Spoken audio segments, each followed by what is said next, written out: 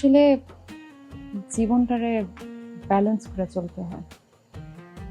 যে ঠিকঠাক মতো ব্যালেন্সটা করতে পারে সেই সুখী হয়। এই লিসনটা আমারও হয়েছে, বুঝছো?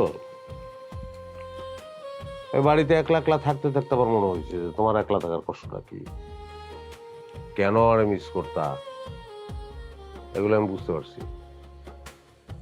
যে কারণে সিদ্ধান্ত নিছি টাকার পিছনে আমি ছুটবো, কিন্তু শুধু টাকার পিছনে না,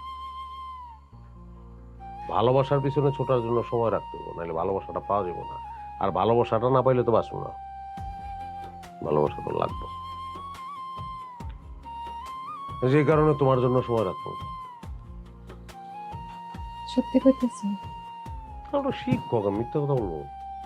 হইতে পারে এটা, আসলে সময়টা না দুইজনে, কিন্তু সেই সময়টারে আমরা দুই ভাগ করে দুইজন আলাদা আলাদা ভাবে উপভোগ করার চেষ্টা করছি,